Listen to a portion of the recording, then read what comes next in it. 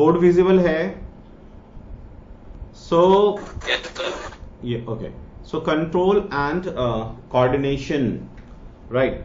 देखो कोऑर्डिनेशन क्या होता है? कोऑर्डिनेशन इज अ प्रोसेस, एक प्रोसेस है थ्रू विच हमारे डिफरेंट जो ऑर्गन है एक दूसरे से इंटरेक्ट करते हैं एफिशिएंटली, राइट। इसमें इनका हेल्प कौन करता है? हमारा नर्वस सिस्टम, ओके। तो कंट्रोल डेफिनेशन देखो, इस चैप्टर से मेन क्वेश्चन जो आता है ना, वो हार्मोन्स के बारे में आता है, चाहे एनिमल हार्मोन हो चाहे प्लांट हार्मोन्स हो। एक वो क्वेश्चन आता है, एक न्यूरॉन का डायग्राम आ जाता है बनाने के लिए, न्यूरोमस्कुलर जंक्शन आ जाता है डायग्राम बनाने के लिए भी और एक्सप्लेन करने के लिए भी, and why electrical impulses are less efficient than chemical reactions और केमिकल सिग्नल्स। तो वो हम लोग करेंगे इसमें, ये इंपॉर्टेंट चीजें हैं एग्जाम के लिए, एग्जाम पॉइंट ऑफ व्यू से। चलो, तो हेडिंग अप दो, coordination.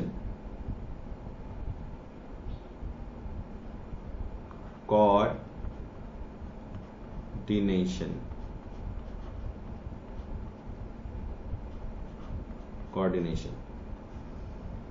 So what is coordination? So we write here, coordination is the process. Coordination is the process. Coordination is the process through which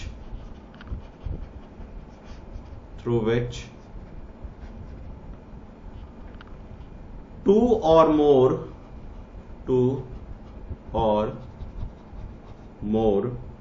organs interact.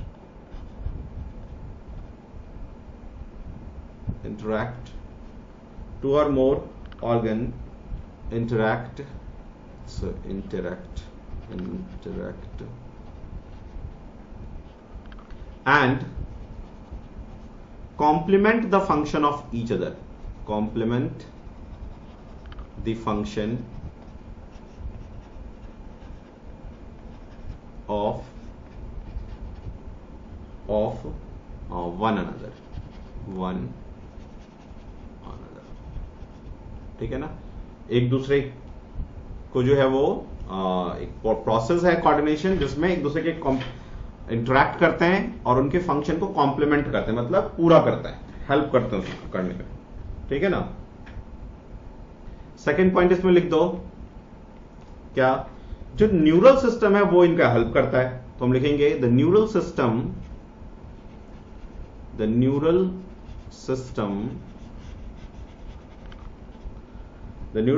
provides an organized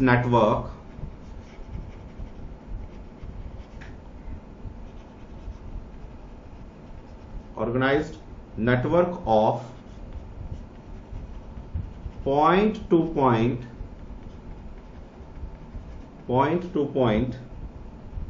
connection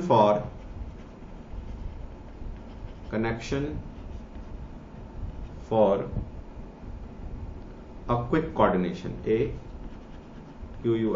quick coordination। NCERT के जो questions हैं वो बहुत ही important है। Intex question जो होते हैं ना, उसमें बीच बीच में ब्लू वाले क्वेश्चंस, ठीक है ना, वो क्वेश्चन भी बहुत इंपॉर्टेंट है। इन सब क्वेश्चन को आपको जरूर करना है क्लास, और उन क्वेश्चन से गो थ्रू होना है, ठीक है ना? जैसे ही सिलेबस खत्म होगा तो कुछ इंपॉर्टेंट क्वेश्चंस जो है, या फिर बायो पूरा खत्म कर लेते हैं, फिर इंपॉर्टेंट जो बायो के वाले क्वेश्चंस होंगे उसको हम लोग थोड़ा डिस्कस भी कर लेंगे। थर्ड पॉइंट लिख लो इसमें, एंडोक्राइन सिस्टम। देखो हमारा एक एंडोक्राइन सिस्टम होता है, वो क्या करता है? हार्मोन्स को रिलीज करता है, ठीक है ना? तो हार्मोन भी हमें केमिकल कोऑर्डिनेशन में हेल्प करता है, ठीक है? तो हम लिखेंगे the endocrine system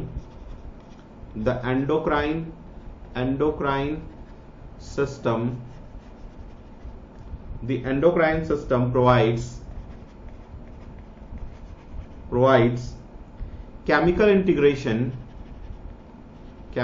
integration chemical integration through hormones. Through hormones. ठीक है, नोट कर लीजिए इसको, राइट। तो अब दूसरा हेडिंग इसमें डालो, what is neural system. What is neural system. Neural system, what is neural system. ठीक है, तो हम क्या लिखेंगे, तो न्यूरल सिस्टम क्या है, हमारा न्यूरल सिस्टम एक नेटवर्क है, किसका, न्यूरॉन्स का। और ये करता क्या है, इंफॉर्मेशंस को, स्टिमुलस को कैरी करता है और उसके लिए जो भी इफेक्टिव फंक्शन करना होगा बॉडी को वो करवाएगा। ठीक है, तो हम क्या लिखेंगे, the neural system, the neural system,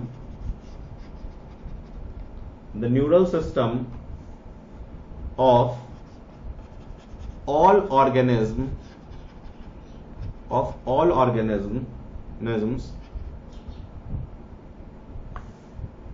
या of all animals कर दो, animals is composed of a highly specialized cell,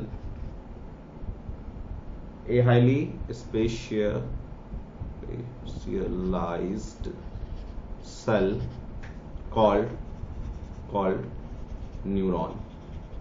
ठीक है ना, हमारा न्यूरल सिस्टम जो है न्यूरॉन का बना होता है, राइट।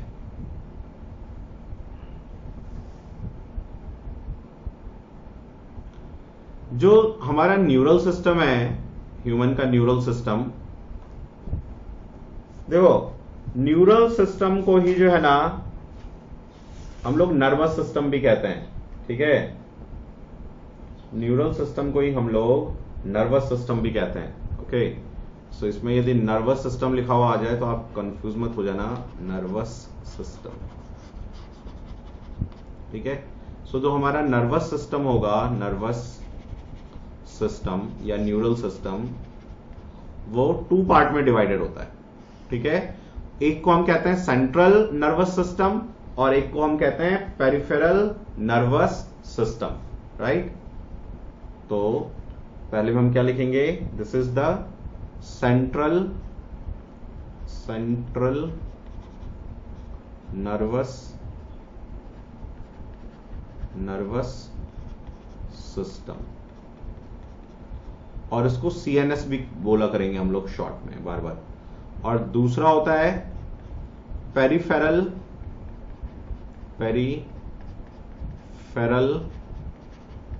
नर्वस सिस्टम, राइट, और इसको हम लोग पीएनएस भी कहते हैं। ठीक है, एग्जाम में ना ये आता है कि right the difference between central nervous system and peripheral nervous system, right. Exam में आप देखोगे ये क्वेश्चन बहुत बार पूछा गया है, right the difference between central nervous system and peripheral nervous system. तो यहीं पे मैं इसको डिफरेंस के फॉर्म में लिखवा देता हूं, पहले आप इतना नोट करो। आप यहां सीधा आ जाओ, सीएनएस और पीएनएस का ना डिफरेंस हम लोग यहीं पे लिख लेते हैं। तो आप एक जब भी डिफरेंस लिखने के लिए आए तो सबसे पहले तो आप ऐसे एक ड्रॉ करो। ठीक है ना, बहुत से स्टूडेंट क्या करते हैं, पहले सीएनएस लिख देंगे फिर पीएनएस लिख देंगे, नहीं करना ऐसे। यहां पे लिखना सीएनएस सेंट्रल नर्वस सिस्टम, आप पूरा लिखना, और पेरिफेरल नर्वस सिस्टम एग्जाम में, अभी तो फिर सीएनएस पीएनएस लिख लो। ठीक है, देखो जो हमारा सेंट्रल नर्वस सिस्टम है ना, उसमें हमारा क्या क्या आ जाएगा, एक ब्रेन आ जाएगा और दूसरा आ जाएगा स्पाइनल कॉर्ड। ये स्पाइनल कॉर्ड क्या होता है, ब्रेन के पीछे से जो हमारे पीठ पे पीछे जो वर्टिब्रल कॉलम है, ठीक है, जो हमारा वर्टिब्रल कॉलम है, ओके, सो उसके अंदर से ना स्पाइनल कॉर्ड्स गए हुए हैं जिसका कनेक्शन ब्रेन से है, राइट। तो हम क्या लिखेंगे, सीएनएस includes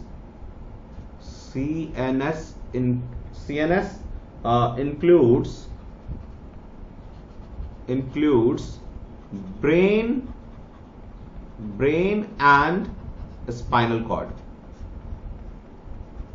स्पाइनल कॉर्ड, ठीक है। CNS includes brain and spinal cord. PNS में क्या क्या होता है, तो हम पीएनएस में लिखेंगे इट कंसिस्ट ऑफ, देखो एक्चुअली पेरिफेरल नर्वस सिस्टम का क्या काम होता है कि suppose this is the brain and this is the spinal cord, right. 2 minute. तो ब्रेन है हमारा और स्पाइनल कॉर्ड, ठीक है ना, ये स्पाइनल कॉर्ड है। अब ये हमारा ऑर्गन है, ठीक है ना, ऑर्गन। तो ऑर्गन और सीएनएस के बीच में जो रिलेशन को एस्टैब्लिश करता है वही होता है पीएनएस। ये पिक्चर क्लियर हुआ क्या? ऑर्गन और सेंट्रल नर्वस सिस्टम के किसी भी पार्ट से जो बीच में इन दोनों को जो इंटीग्रेट करता है, that is the peripheral nervous system. नाम ही है पेरिफेरल, मतलब पेरिफेरी में वर्क करेगा, right. So we will write here, लिखो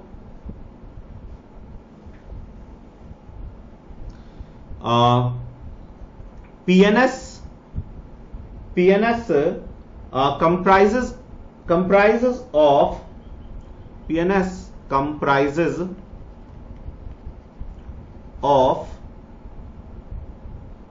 ऑडिबल हूं ना मैं बच्चों? ऑडिबल हूं मैं? Okay okay okay. So PNS comprises of all the nervous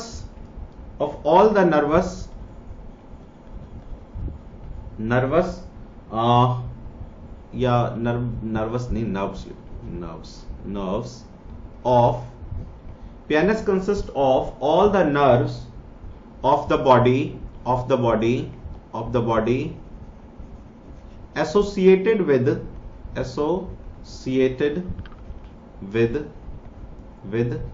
PNS, ठीक है ना। तो वो कौन कौन सा हो जाता है, तो हम यहां पे लिख लेते हैं वो क्या क्या हो सकता है। तो सेंसरी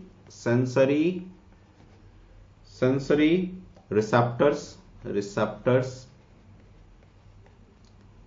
और क्या हो सकता है? सेंसरी न्यूरॉन,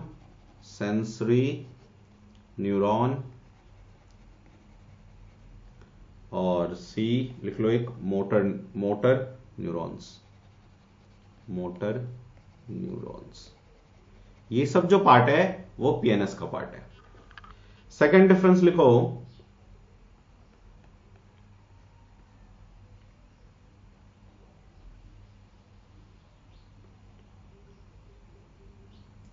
देखो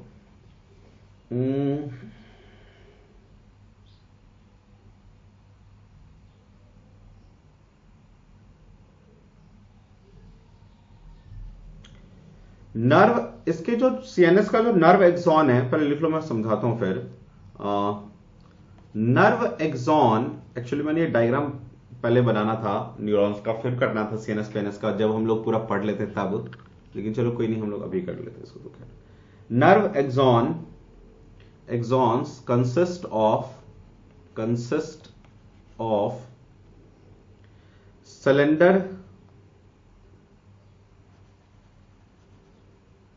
cylinder projection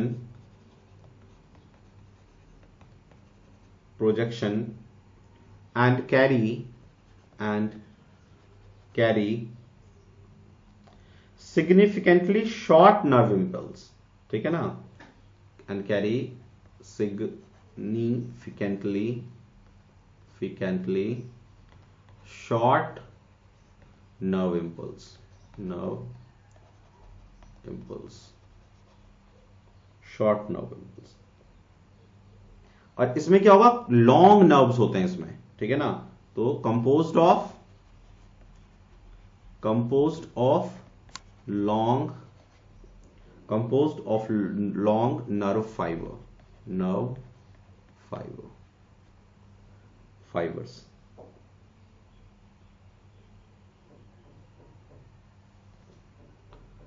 इसके बाद थर्ड डिफरेंस लिखो,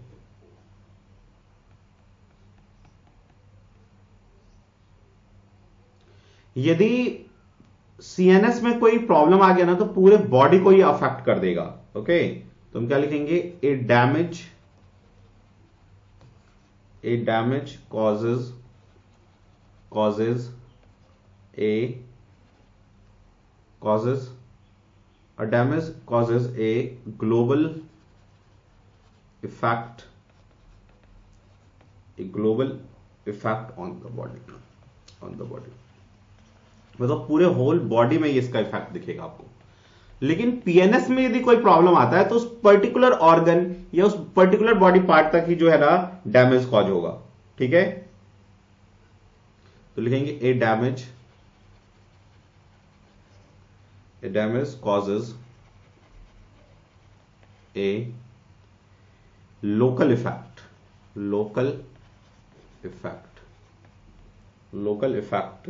on the body,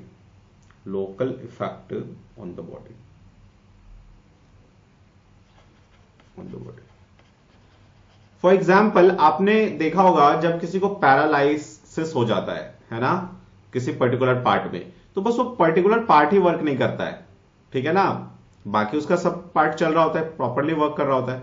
लेकिन सेंट्रल नर्वस सिस्टम में कहीं कोई प्रॉब्लम आ गया, ठीक है, तो होल बॉडी जो है वो पैरालाइज हो सकता है।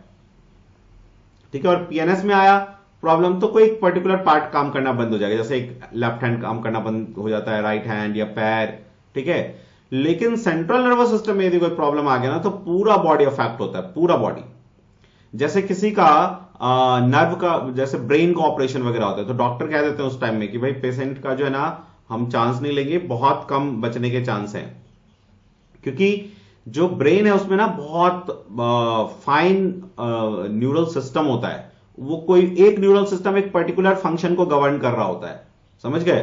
तो मान लो ब्रेन में यहां पे डॉक्टर कट करेगा, मान लो किसी को ट्यूमर हो गया, यहां पे कट करेगा, तो इस पार्ट का जो भी फंक्शन है, मान लो ये टेम्परेचर सेंसेशन का है या पूरे बॉडी का कोऑर्डिनेशन करता है, वॉकिंग में हेल्प करता है, जो भी पार्ट यहां से जो भी फंक्शन कोऑर्डिनेट होता है वो फंक्शन बॉडी का क्या हो जाएगा, खत्म हो जाएगा। ठीक है, बॉडी वो फंक्शन नहीं कर पाएगा। ठीक है, अब इसी में सपोज करो कि ट्यूमर एक ऐसे जगह पे है जो रेस्पिरेटरी सिस्टम से कनेक्टेड है, तो रेस्पिरेशन ही खत्म, तो बॉडी पेशेंट लूज जो है पेशेंट की डेथ हो जाएगी। ठीक है, तो ये है पीएनएस सीएनएस में। अच्छा, एक डिफरेंस और लिख लेते हैं, 4 हो जाएगा फिर ठीक रहेगा। लिखो, एक डिफरेंस और लिख लो, its major function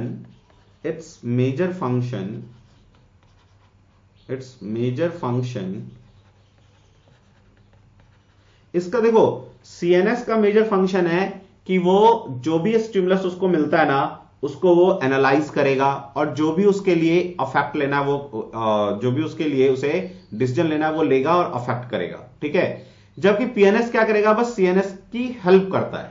ठीक है ना, तो its major function is to organize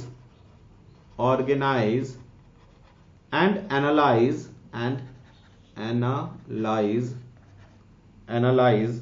the information, the stimuli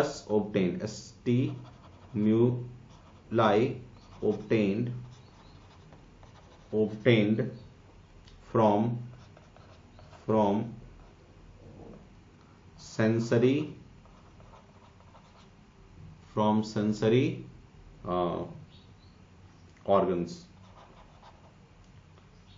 organs, जो हमारे सेंस ऑर्गन है, वी हैव 5 सेंस ऑर्गन। ठीक है, 5th। अच्छा, इसमें क्या होगा, तो ये क्या कर रहा है, ये बस सीएनएस को हेल्प कर रहा है, ठीक है ना, इंफॉर्मेशन को ट्रांसमिट करने में। तो it's major function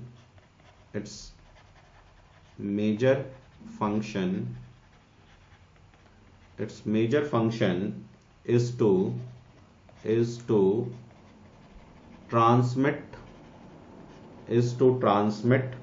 sensory information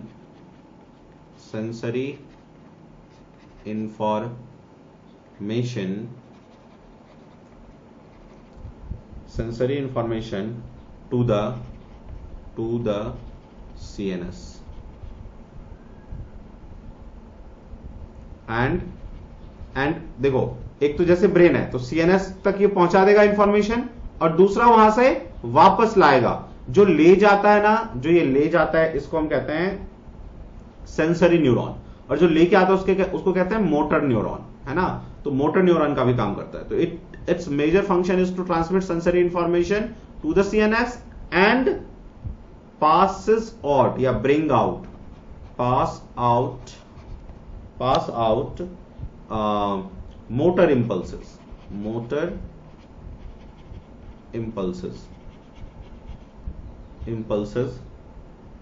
to the effector organ,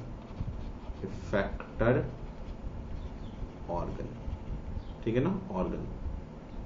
ये जो स्टिमुलाई मैंने लिखा है, स्टिमुलाई का मतलब होता है जैसे मान लो आप चल रहे हो और कोई गर्म चीज आपसे टच कर गया, तो आपके ब्रेन तक जाता है, आपके बॉडी में जाता है ना इंफॉर्मेशन, ब्रेन तक नहीं जाता है, तो इंफॉर्मेशन पता चलता है ना आपको, सो दैट इज द स्टिमुलस। फिर आपका वो जो कोऑर्डिनेशन सिस्टम है वो आपको बताएगा कि भाई बॉडी को झट से वहां से हटाओ, तो आप अपने आप वहां से हटा लेते हो, ठीक है। So that is the stimulus. Information going to the body is called stimuli और स्टिमुलस।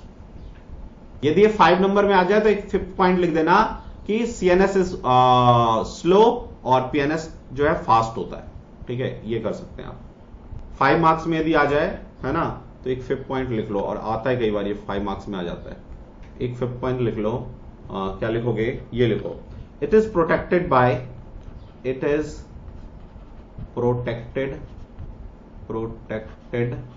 Bye skull. और ये किससे प्रोटेक्टेड होता है, प्रोटेक्टेड बाय वर्टिब्रल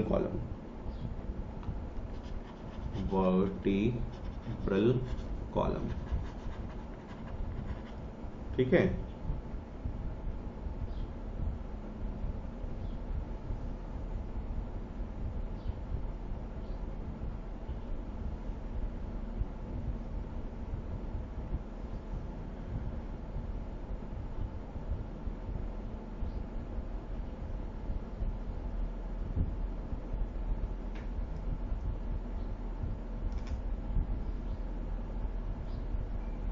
बहुत कुछ यहां से कर सकते हो। देखो, एक 6 लिख सकते हो कि ये सीएनएस स्लो है, ये फास्ट होता है। सीएनएस अपने आप को रीजनरेट नहीं कर सकता, इसका नर्व यदि खत्म हो गया, डैमेज हो गया, तो ये there is no regeneration here. And in PNS there is regeneration, यहां पे रीजनरेशन होता है ना। इसके जो न्यूरॉन्स हैं वो अपने आप को रीजनरेट कर देते हैं, लेकिन यहां पे रीजनरेशन नहीं होता। आपका सेंट्रल नर्वस सिस्टम का कोई न्यूरॉन डेथ हो गया तो हो गया फिर, ठीक है ना। इसीलिए कहते हैं कि जो ज्यादा बीमार पड़ता है ना, या जिसमें न्यूट्रिशन की कमी होती है ना, तो उनका न्यूरॉन जो है ना डेथ होने लग जाता है, तो उसकी मेमोरी वगैरह, ये इंटेलिजेंसी वगैरह कम होने लग जाता है, ठीक है। चलिए, तो ये हो गया अपना, ठीक है। अब आप हेडिंग डालो स्ट्रक्चर ऑफ द न्यूरॉन, ये भी आता है एग्जाम में, बहुत ही इंपॉर्टेंट है।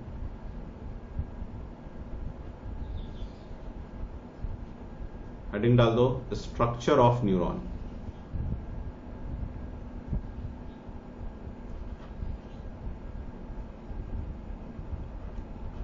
स्ट्रक्चर ऑफ न्यूरॉन, ठीक है। तो मैं बनाता हूं, आप देखो पहले, फिर आप ड्रॉ करना, राइट। तो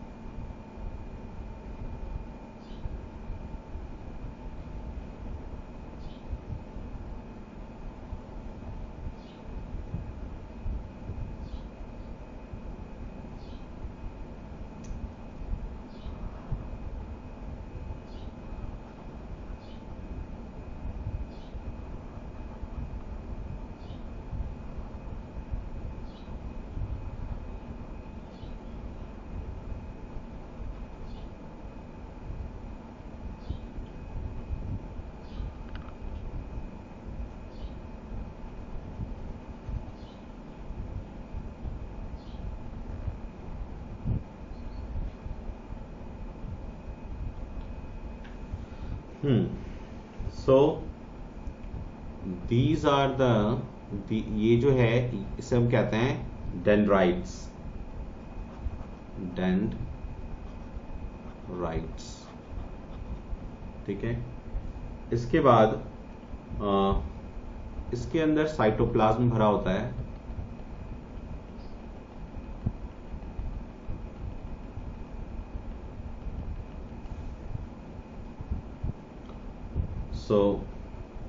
जो साइटोप्लाज्म जैसा भरा होता है इसको हम कहते हैं निसल ग्रैनुअल्स, निसल्स ग्रैनुअल्स,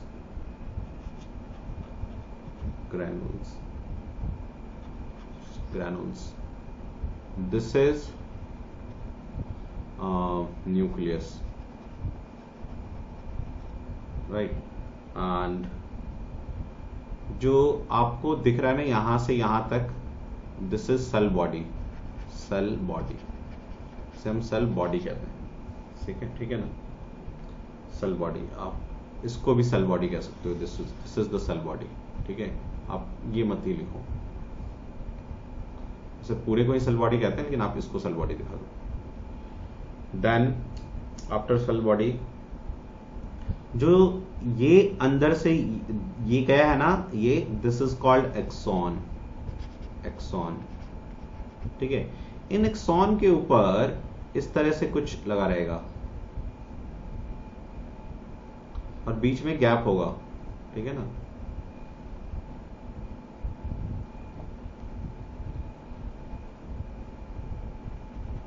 और ये देख लो, ये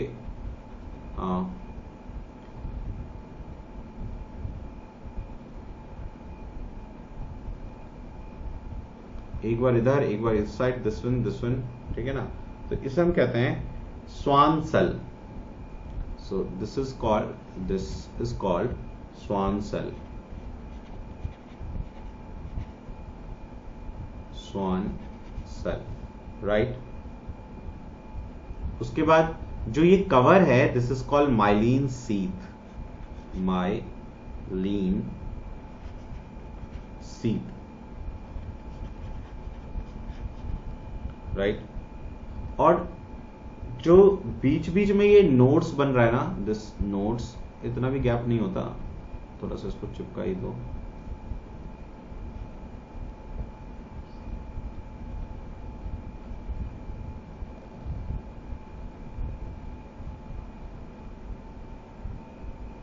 ठीक है। सो दिस गैप जहां पे मिले होते हैं, इसको हम लोग कहते हैं node of Ranvier, node of Ranvier, ठीक है। And this is the axon terminal, ठीक है। These are the axon terminal, axon terminal. And ये जो दिख रहा है circular type, this is called synaptic knob. ये कुछ इस तरह से होता है, ऐसे ऐसे फैला हुआ, ठीक है, मतलब कुछ इस तरह से साइनेप्टिक नॉब, राइट। बनाओ इसको। अब इसको थोड़ा सा, ये जब भी आएगा ना एग्जाम में ये बनाने के लिए, तो डायग्राम आ जाता है, ठीक है ना, 2 मार्क्स में या 3 मार्क्स में आ जाएगा, तो डायग्राम पूछ देगा और इसके बारे में फिर वो लिख देगा कि what is the neuron, draw it's diagram, ठीक है ना। तो थोड़ा सा इसके पार्ट्स को जो है ना हम एक्सप्लेन कर देते हैं उस केस में, राइट। तो इसके बॉडी को हम एक्सप्लेन करते हैं, ठीक है ना। तो पहले हम लोग लिख लेते हैं व्हाट इज द न्यूरॉन। तो लिखेंगे अ न्यूरॉन,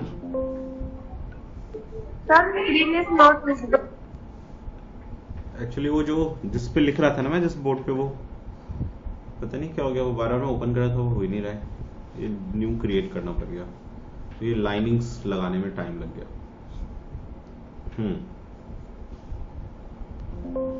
ये देखो बन क्या आ रहा है,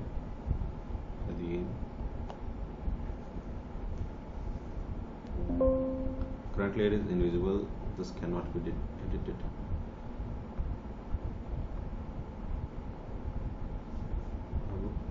ठीक है, यस. सो क्या लिखेंगे हम? अ न्यूरॉन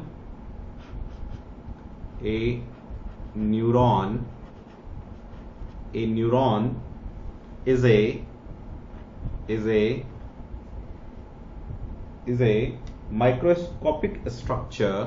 या पहले ये लिख दो ऐसे कि neuron is the functional structure and functional unit of the nervous system. Neuron is the structural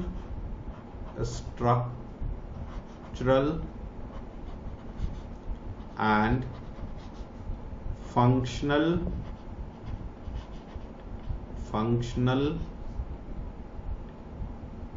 functional unit, structural and functional unit of nervous system. ठीक है. अच्छा, इसके बाद ये सबसे लॉन्गेस्ट सेल होता है हमारे बॉडी का. ठीक है, तो क्या लिखेंगे? Neuron is A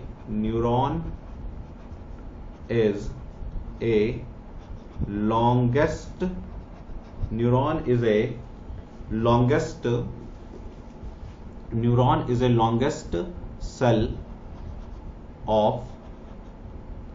cell of the human body.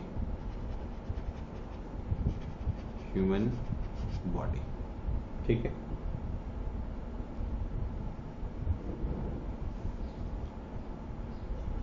Nervous system is made up of neuron and nerve cell से बना होता है. ठीक है ना. अब इसका फंक्शन क्या है? They are specialised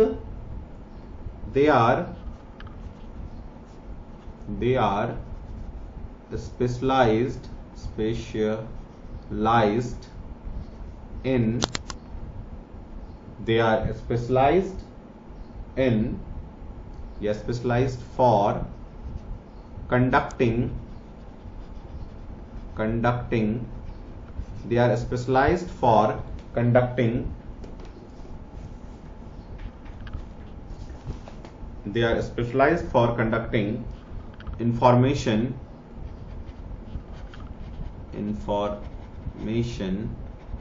through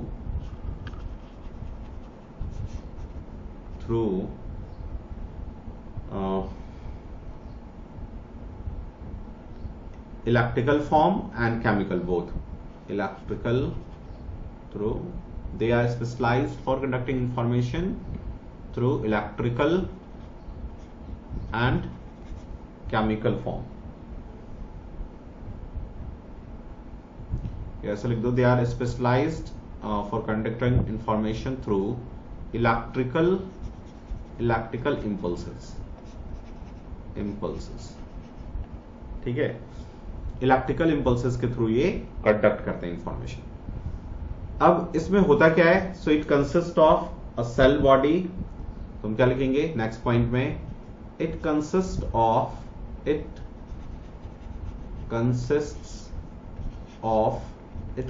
of first क्या?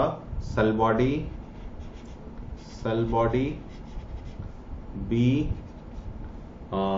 सेल बॉडी में डेंड्राइट लगा हुआ था, dendrites. C axon and D nerve ending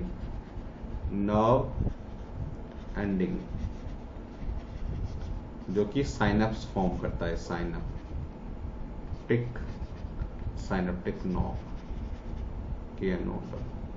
nerve. ठीक है, नोट करो इसको. फिर सेल बॉडी, डेंड्राइट, एक्सॉन और साइनेप्टिक नर्व के बारे में थोड़ा लिख लेंगे. देखो, अब इसी को हमें ना एक्सप्लेन करना है. Cell body, dendrite, axon and synaptic nerve, synaptic gap. तो आप सबसे पहले हेडिंग डालो cell body.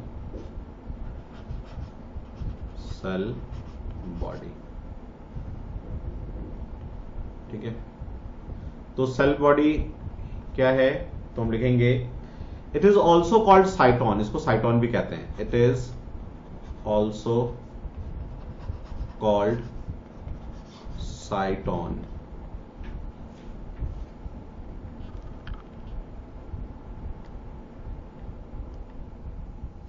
It is also called साइटोन। Second point लिखो, देखो ये राउंड शेप का होता है, हमने देखा था ऐसे राउंड होता है, ठीक है, और इसके अंदर जो है ना ये साइटोप्लाज्म बहुत ज्यादा होता है ताकि इंफॉर्मेशन को कैरी कर सके, राइट। और सेल है, सेल बॉडी है ये, तो इसके अंदर सारे ऑर्गेनल्स होते हैं, लेकिन एक ऑर्गेनल नहीं होता है, वो होता है सेंट्रियोल, ठीक है ना। तो हम लिखेंगे इसमें it is a broad rounded structure, rounded structure, rounded structure। Third point क्या लिखेंगे, तो थर्ड लिखेंगे it has a central nucleus, it has a central it has a central nucleus, fourth, abundant cytoplasm, इसमें साइटोप्लाज्म भरा हुआ रहता है, abundant cytoplasm to carry information, ठीक है ना। फिफ्थ पॉइंट लिखेंगे it has all the cell organelle, it has all cell organelles, all these cell organelles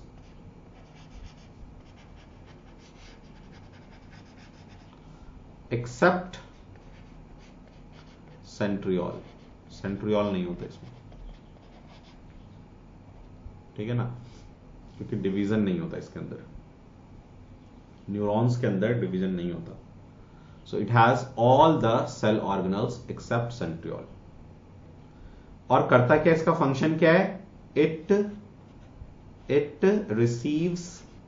receives stimulus from dendrites,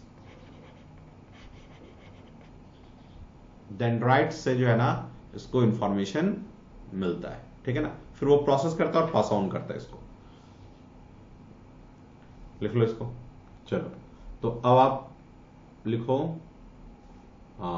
after cell body we have second dendrites,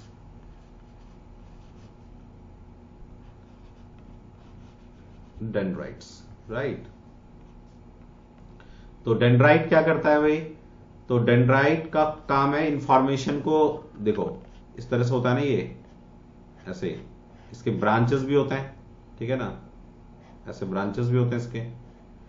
तो ये actual में है क्या, इसी साइटोप्लाज्म का एक्सटेंशन है। जैसे अमीबा में साइटोप्लाज्मिक एक्सटेंशन को हम क्या कहते हैं, हाँ याद है, सूडोपोडिया, हाँ यस, वैसे ही।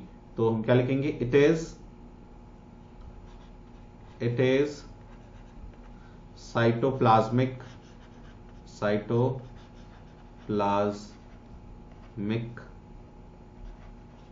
extension it is cytoplasmic extension of cell body, ठीक है। Second point, it is branched, काफी ज्यादा ब्रांच्ड होगा। इससे फायदा क्या होगा, ब्रांच होने से इंफॉर्मेशन को रिसीव करने में और पास ऑन करने में हेल्प करता है, तो इसका काम ही यही है। तो हम क्या लिखेंगे, it receives and transmits stimulus, या स्टिमुलाई भी बोल सकते हैं, स्टिमुलाई LI है, स्टिमुलाई इंफॉर्मेशन, ठीक है। This is the dendrite, note कर लो। इसके बाद सी पार्ट पे आओ, सॉरी थर्ड पार्ट पे, या सी पार्ट था, वो था तुम्हारा, क्या था, एक्सॉन था। चेक करो क्या लिखवाया था मैंने, Yes, sir. Axon. Okay, axon. तो एक्सॉन में लिखेंगे फर्स्ट पॉइंट क्या, these are the long fiber like cytoplasmic, ये भी साइटोप्लाज्मिक ही एक्सटेंशन है। तो क्या लिखेंगे, it is a long, it is a long cyto, it is a long fiber like structure, fiber like structure. Second point, it is cytoplasmic extension, ये भी वही है, cytoplasmic extension. Third point, cytoplasmic extension of cell body. ठीक है, तो ये क्या करता है, ये इंफॉर्मेशन को सेल बॉडी से दूसरे न्यूरॉन के डेंड्राइट तक पहुंचाता है। इट कैरीज इंफॉर्मेशन और स्टिमुलस, कुछ भी लिख सकते हो, इंफॉर्मेशन या stimuli from cell body to another neuron। Information का कोई लॉस ना हो जाए इसलिए माइलिन सीथ लगा रहता है इसके ऊपर, था ना। It is protected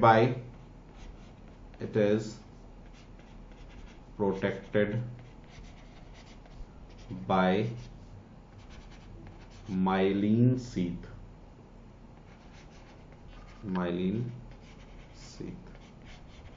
myelin sheath से ये प्रोटेक्टेड होता है। जो माइलिन सीथ होता है ना, वो सभी न्यूरॉन्स में नहीं होता, सभी न्यूरॉन्स के एक्सॉन में नहीं होता, ठीक है ना। जो ऑटोमेटिक नर्वस सिस्टम का पार्ट है उसके ऊपर माइलिन सीथ नहीं होता। खैर, तो उसके बाद डी में आ जाओ, क्या था, nerve ending.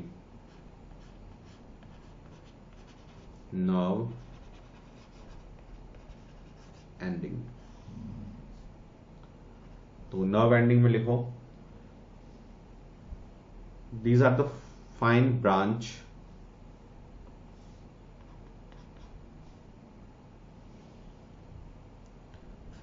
these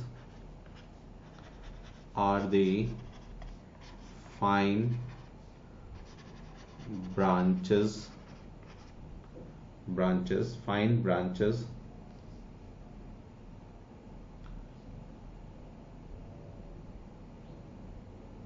these are the fine branches for the transmission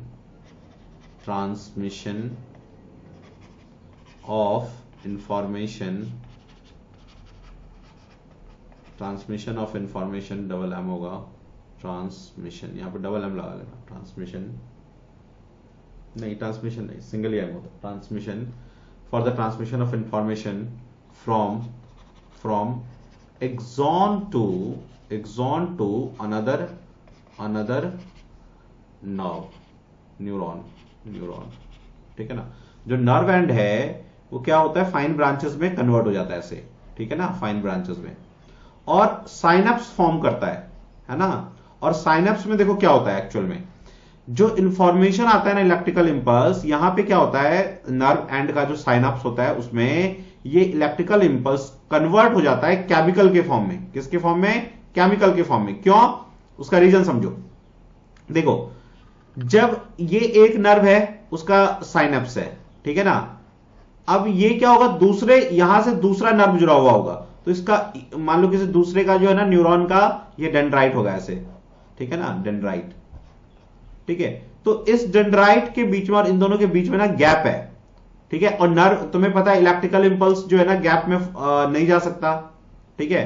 तो यहां पे इसलिए क्या करता है कि ये तेजी से यहां पे जाए, फास्टली इंफॉर्मेशन दूसरे न्यूरॉन के डेंड्राइट तक पहुंच जाए, तो ये केमिकल फॉर्म में चेंज हो जाता है, और केमिकल फॉर्म में ये केमिकल रिलीज कर देता है, उसको हम कहते हैं एसिटाइल कोलिन, एसिटाइल कोलिन, उसे हम न्यूरोट्रांसमीटर भी कहते हैं। और फिर वो दूसरे नर्व के डेंड्राइट में चला जाएगा, फिर सेल बॉडी में जाएगा, फिर दूसरे के नर्व एंड तक जाएगा, साइनेप्स में जाएगा, इलेक्ट्रिकल इंपल्स केमिकल में चेंज हो जाएगा न्यूरोट्रांसमीटर में, फिर नेक्स्ट न्यूरॉन में जाएगा, और ऐसे कर कर कर करके वो सेंट्रल नर्वस सिस्टम तक पहुंच जाएगा, और वहां से इंफॉर्मेशन भी कैरी करेगा, ऐसे ही। समझ गए? दूसरा पॉइंट लिख लो, इट फॉर्म्स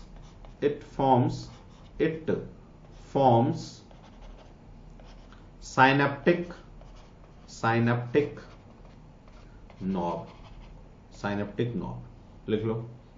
डायग्राम बनाने की जरूरत नहीं है, वो तो मैंने आपको बस समझाया है। हेडिंग दो, व्हाट इज साइनेप्स? साइनेप्स क्या है? साइनेप्स,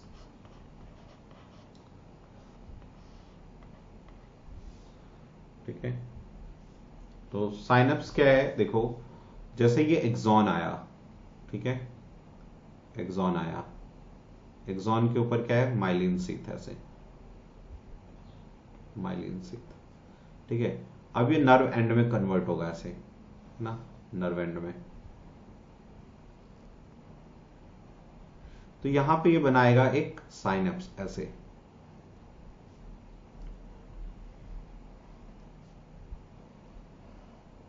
ठीक है ना। तो इस साइनेप्स में, दिस इज द साइनेप्स, इसको बना लेना, इसको लिख लो axon, nerve end, and this is synapse,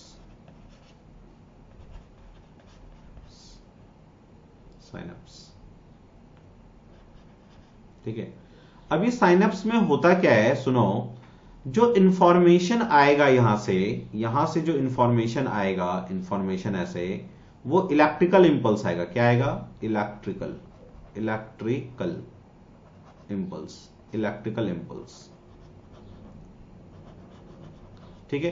अब दूसरा जो न्यूरॉन है तुम्हारा यहां पे, जो इसके टच में होगा, साइनेप्स के टच में, तो इनके बीच में ऐसे गैप होगा, ये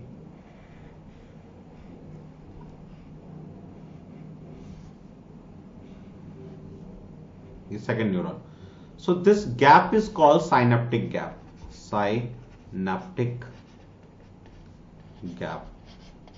ठीक है।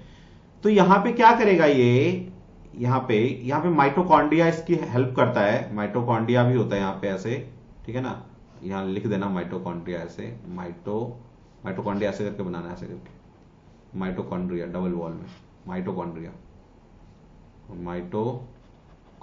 एनर्जी देगा ना वो, तो वो क्या करेगा, ये नर्व इंपल्स को केमिकल फॉर्म में बदल देगा और रिलीज करवा देगा, ऐसे, है ना। हम इसको लिख देंगे neurotransmitter,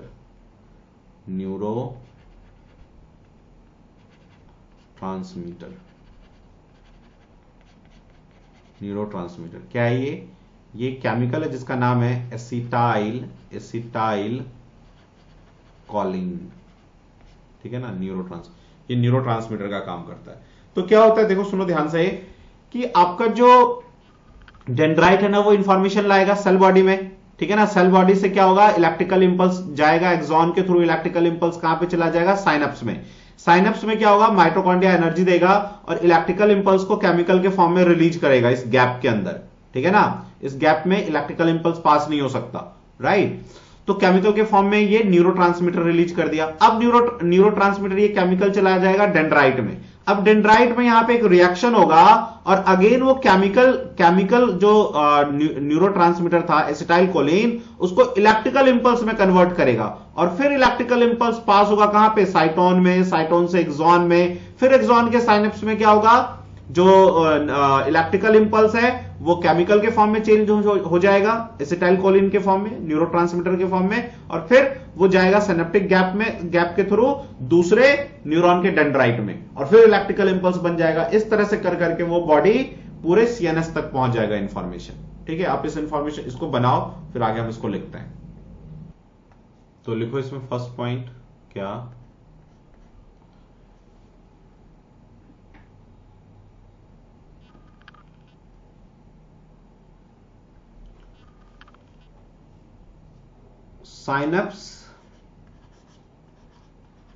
synapse is present at the nerve end.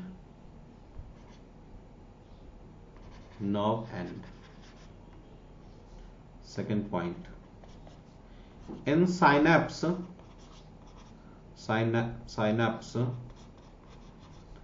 electrical impulses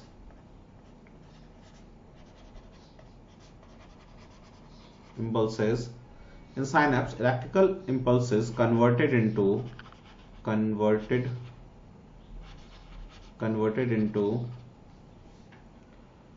chemical called neurotransmitter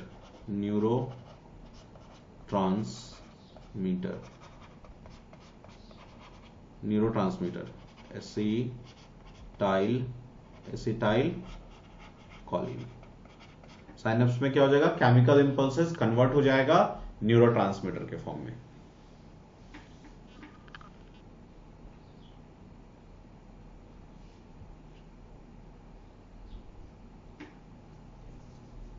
note करो, सारे के सारे जितने भी साइनेप्स हैं वो इलेक्ट्रिकल इंपल्स ही कैरी नहीं करते ओनली। साइनेप्स दो तरह के होते हैं। साइनेप्स जो है वो फर्दर दो तरह का होता है। ठीक है, एक को हम कहते हैं इलेक्ट्रिकल साइनेप्स,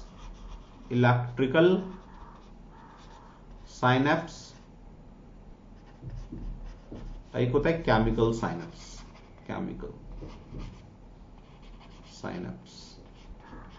क्योंकि इलेक्ट्रिकल इंपल्सेस ना बहुत कम कैरी होता है हमारी बॉडी में, मैक्सिमम केमिकल के फॉर्म में इंफॉर्मेशन कैरी होता है। उसका रीजन पूछता है, क्या पूछता है हमसे, what are the limitation of the electrical impulses, वो भी हम लोग करेंगे, वो क्वेश्चन भी पूछता है। आप इसको लिख लो।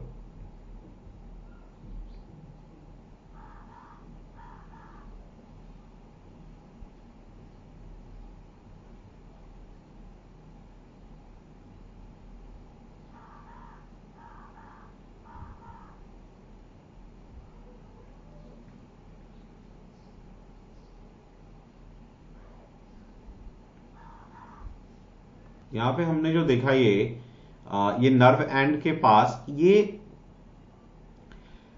एक का एंड और दूसरे का डेंड्रॉइड, ये दोनों मिलके साइनेप्स बनाता है ना, तो इस पूरे को हम साइनेप्स कहते हैं। ठीक है, एक का नर्व एंड दूसरे का डेंड्राइट न्यूरॉन, ये पूरा मिलके क्या बनाता है, साइनेप्स। तो इसी के बीच में साइनेप्टिक गैप होता है, right. Synapse is present at the nerve and लिखा ना हमने, तो एक्चुअल में क्या है ये, इट इज, यहां पे चाहो तो इसको ऐड कर सकते हो, it is formed by end of a neuron and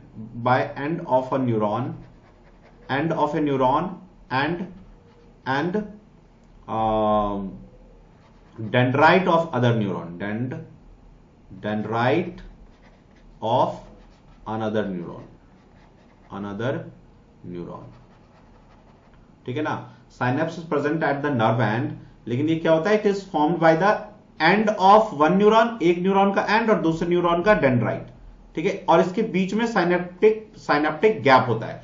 sometime synaptic gap नहीं भी होता है, यदि इंफॉर्मेशन जो है फास्ट कैरी करना है तो इसी पॉइंट को हमें यहां पे लिखना है।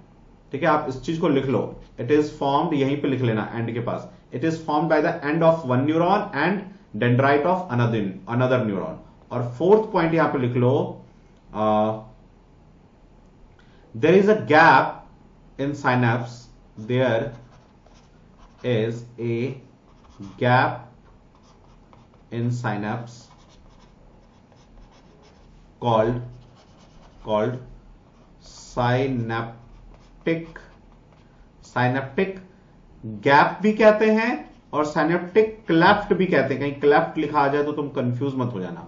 साइनेप्टिक गैप भी कहते हैं और साइनेप्टिक क्लेफ्ट भी कहते हैं। सो this is about the synapse. खत्म, साइनेप्स हमारा इतना ही था, राइट? नोट करो। हाँ भाई लड़कों, तो कहां थे हम लोग?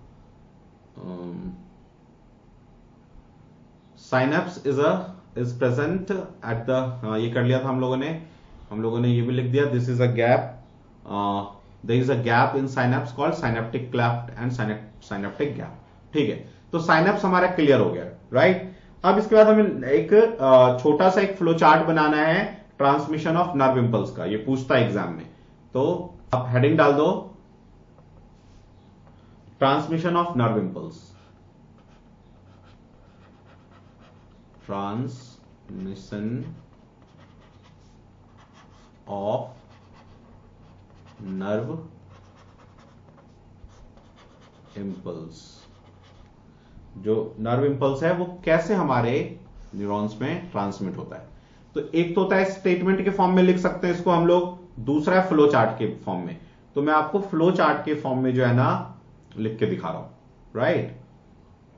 देखो, तो क्या होगा कि आपका जो ऑर्गन है वो क्या करेगा, एक स्टिमुलस मिलेगा उसे। स्टिमुलस मतलब कुछ भी बॉडी में टच करता है या कुछ भी होता है उसे हम स्टिमुलस कहते हैं, स्टिमुलस।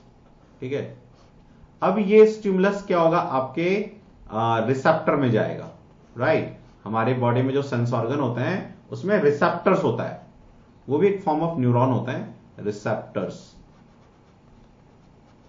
ठीक है ना? रिसेप्टर से क्या होगा, वो फिर जो सेंस ऑर्गन रिसेप्ट करेगा, सॉरी रिसेप्टर्स को तो हम सेंस ऑर्गन कहते हैं, सॉरी। तो स्टिमुलस कहां जाएगा, रिसेप्टर में, सेंस ऑर्गन्स में। वहां पे क्या होगा, जैसे मान लो कि ये रिसेप्टर है आपका, तो यहां पे डेंड्राइट लगा रहेगा न्यूरॉन का, ठीक है ना? तो डेंड्राइट पे चला जाएगा इंफॉर्मेशन। तो कहां जाएगा रिसेप्टर से, dendrite, dendrite of sensory, sensory neuron, ठीक है ना? Sensory neuron. देखो, सेंसरी न्यूरॉन वो होते हैं, वो न्यूरॉन होते हैं जो सेंस करते हैं। मैंने अभी आपको बताया ना, ये आपका ऑर्गन है, ये आपका सेंट्रल नर्वस सिस्टम है, सीएनएस है। तो यहां से ऑर्गन से जो न्यूरॉन लेके जाता है इंफॉर्मेशन सीएनएस तक, उसे हम कहते हैं सेंसरी न्यूरॉन। ठीक है, और जो सीएनएस से ऑर्गन तक लेके आएगा, इफेक्ट करेगा, उसे हम कहते हैं मोटर न्यूरॉन, मोटर न्यूरॉन। ठीक है ना? तो डेंड्राइट ऑफ सेंसरी न्यूरॉन में चला गया। फिर सेंसरी न्यूरॉन से कहां पे जाएगा, ये डेंड्राइट से उसके सेल बॉडी में जाएगा, सेल बॉडी। ठीक है, सेल बॉडी। और यहीं पे यदि वो इलेक्ट्रिकल इंपल्स है तो केमिकल इंपल्स में चेंज हो जाता है। इलेक्ट्रिकल इंपल्स, इलेक्ट्रिकल इंपल्स जो इंफॉर्मेशन जाएगा इलेक्ट्रिकल इंपल्स के फॉर्म में, या मत ही लिखो इसको, जो यदि केमिकल इंपल्स होगा तो इलेक्ट्रिकल के फॉर्म में चेंज हो जाएगा, है ना? मैंने अभी आपको डिस्क्राइब किया था वो। तो सेल बॉडी में जाएगा, सेल बॉडी के बाद किस में जाएगा, उसके एक्सॉन में जाएगा, एक्सॉन में। फिर एक्सॉन के बाद कहां पे जाएगा, साइनेप्स में, है ना? साइनेप्स, साइनेप्स में किस फॉर्म में जाएगा, साइनेप्स में न्यूरोट्रांसमीटर के फॉर्म में, न्यूरोट्रांसमीटर,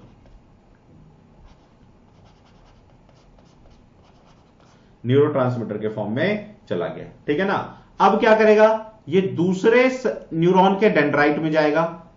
ठीक है, तो हम क्या लिखेंगे यहां, received by dendrite, received by dendrite of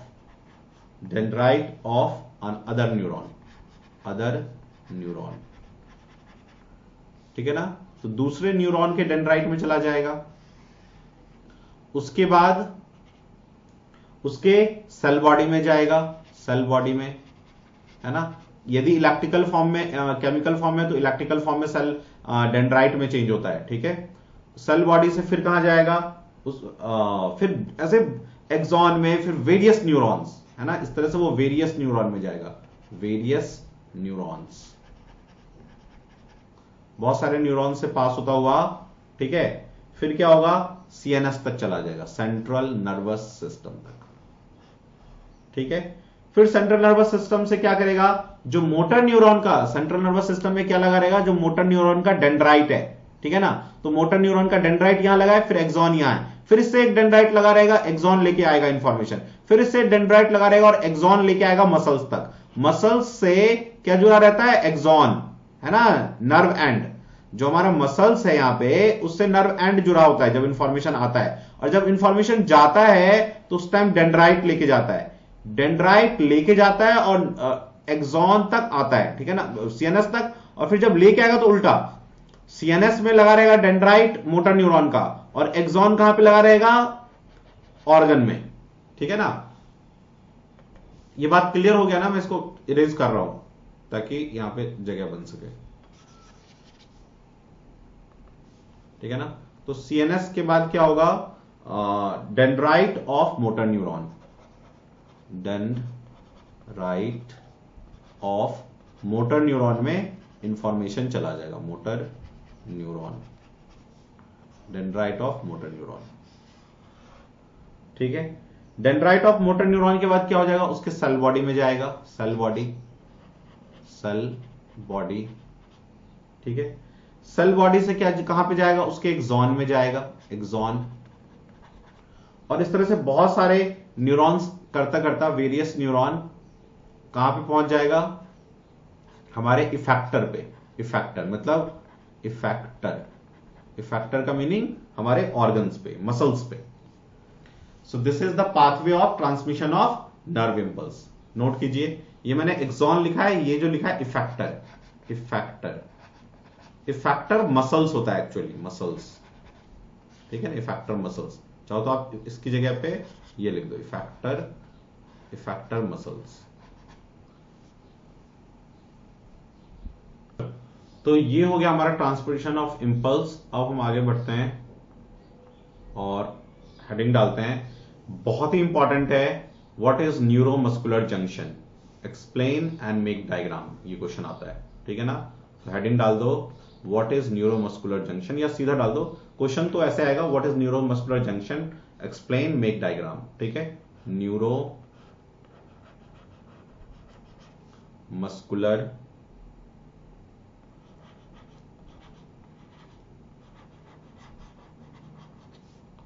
junction, neuromuscular junction, ठीक है। तो मैं डायग्राम बना रहा हूं, पहले आप डायग्राम देखो और फिर आप बनाना, ठीक है। देखो, तो पहले क्या होगा, न्यूरोमस्कुलर जंक्शन में हमारा एक नर्व, सॉरी, वो आएगा muscle fibre, this is muscle fibre, ठीक है, ये हमारा मसल फाइबर है, ठीक है। इस मसल्स फाइबर में क्या होता है, बहुत सारे मसल्स होते हैं, ऐसे अंदर फाइबर्स होते हैं, मसल्स के अंदर बहुत सारे फाइबर होते हैं, जैसे आप वायर निकालते हो ना घर का, तो उसके अंदर बहुत सारे कॉपर के पतले पतले वायर होते हैं, वैसे ही हमारा मसल्स होता है, ठीक है। तो ये हमारा मसल हो गया, ठीक है। इस मसल्स के ऊपर क्या होगा, बहुत सारे ऐसे ब्लड वेसल्स होंगे ऐसे,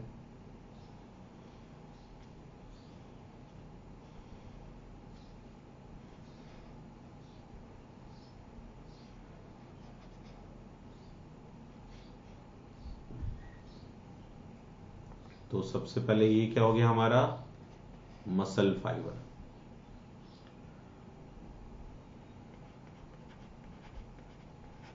मसल फाइबर, ठीक है। ये क्या हो गया, जो ये रेड कलर का है, this is blood capillaries, blood capillaries, capillary, ठीक है।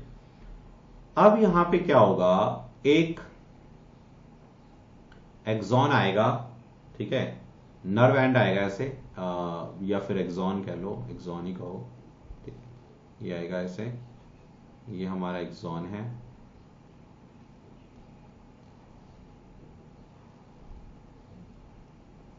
एक ये भी दिखा दो चाहो तो,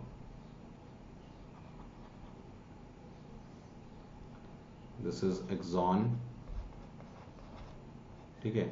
और यहां पे आके ये ऐसे नर्व एंड फॉर्म करेगा,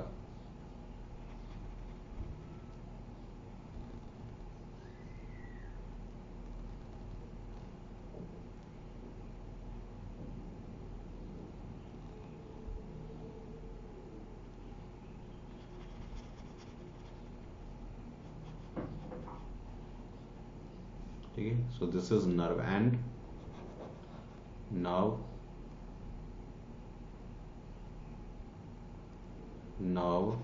एंड, और यहां पे ये जो है ना, ये जो है this is synapse, synapse form होगा, ठीक है ना। अब इस साइनेप्स को हम थोड़ा सा क्या करते हैं, इनलार्ज करते हैं, इनलार्ज एग्जाम में भी करना पड़ता है, ठीक है। तो एक्चुअल में क्या होगा, देखो जो आपका मसल है, राइट, पहले तो देखो ये जो साइनेप्स आएगा, ये जो नर्व एंड आएगा, यहां पे जो इसका एंड बनेगा ऐसे, ऐसे एंड बनेगा, ठीक है। तो इसमें एक्चुअल में यहां पे क्या होगा कि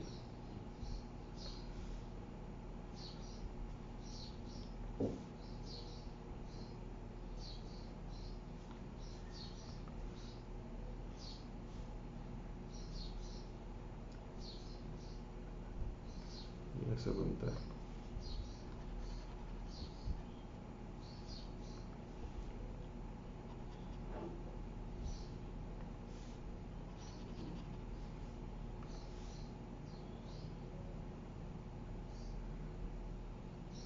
ठीक है। यहां पे माइटोकॉन्ड्रिया होगा ऐसे,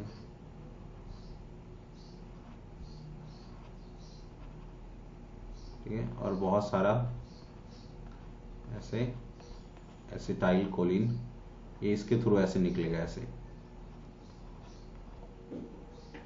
ठीक है। और ये एक्चुअल में जो होता है ना नर्व एंड, वो डबल वॉल का होता है ऐसे,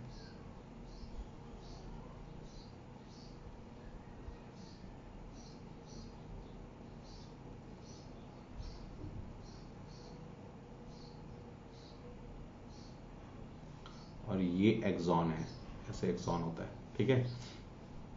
अब ये हमारा जो मसल्स है हमारा, वैसे मसल्स पे ऐसे ये ऐसे ऐसा करके रहेगा मसल्स पे, दिस इज मसल्स, ठीक है। और इस मसल्स पे क्या होता है, कुछ चैनल्स होते हैं जिसके थ्रू वो अंदर जाएगा इंफॉर्मेशन, या दूसरा जो ठीक है ना, डेंड्राइट होगा तो उसके, तो यहां पे आप बना दोगे ऐसे करके, ऐसे करके,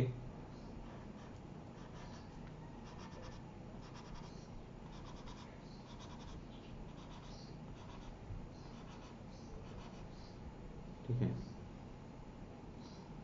सो अब इसको हम लोग डायग्राम को लिख देते हैं। सो ये क्या है, एक्सॉन, एक्सॉन, ठीक है। ये क्या है, एक्सॉन टर्मिनल या नर्व एंड जिसको कहते हैं हम लोग, एक्सॉन टर्मिनल या नर्व एंड टर्मिनल, ठीक है।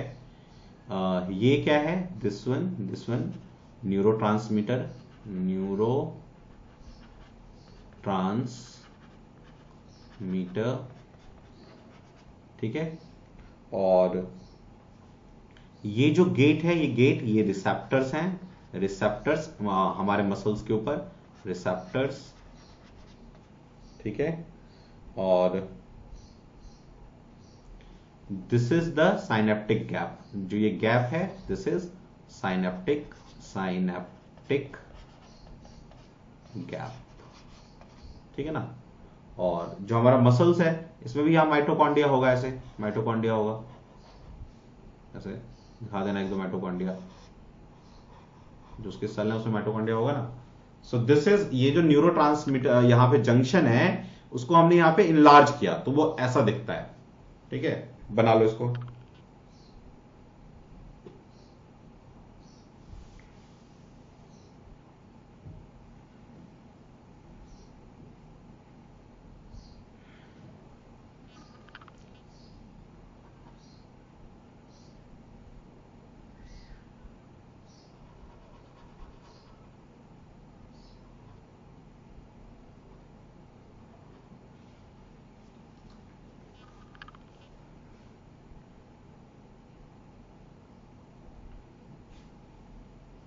आप लोग जो है ना, ये मेरे पास तो यहाँ जगह थोड़ा होता है, आप इस एरो के, ये वाला जो डायग्राम है ना, सेकंड डायग्राम, इस एरो के नीचे बनाना। हम इसी को तो मैग्नीफाई करके दिखा रहे हैं ना, इसी को हम लोग यहाँ मैग्नीफाई कर रहे हैं।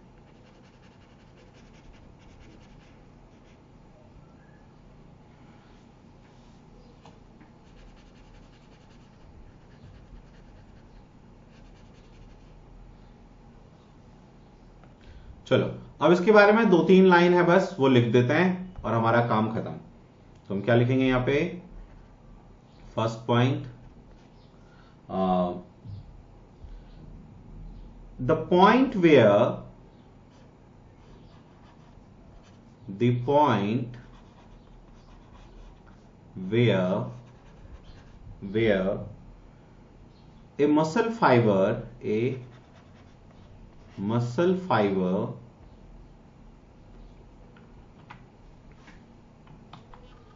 a muscle fiber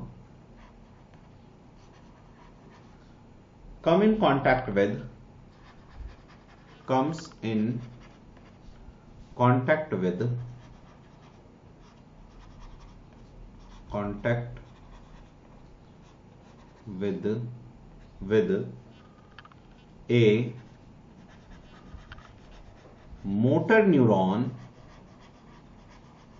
motor neuron carrying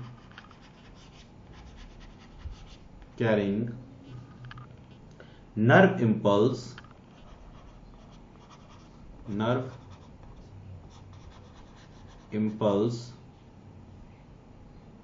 from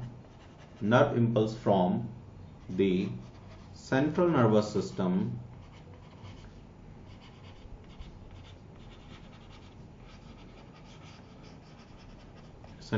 system the point where a muscle fiber come in contact with a motor neuron carrying central nervous system forms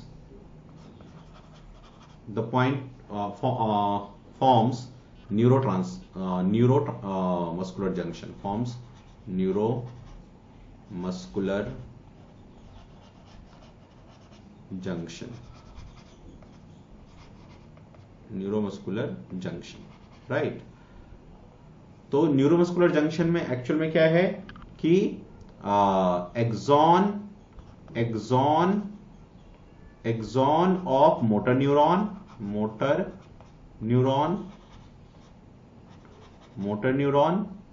axon of motor neuron, second point में लिखा है ये, plus muscle fibre,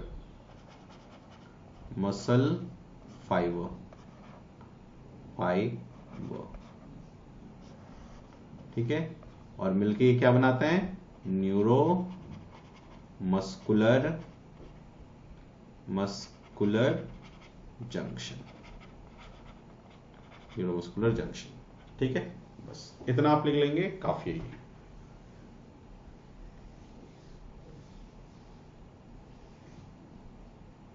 हाँ, अब ये जो question मैं लिखने जा रहा हूं, ये बहुत ही इंपॉर्टेंट है। ये क्वेश्चन बहुत बार पूछा जाता है, ठीक है, बहुत इंपॉर्टेंट पॉइंट है ये। क्या? What are the limitation to the uses of electrical impulse? Electrical impulse से ज्यादा हमारा इंफॉर्मेशन क्यों नहीं कैरी होता है? मैक्सिमल केमिकल साइनअप्स होता है हमारे बॉडी में। तो व्हाट आर द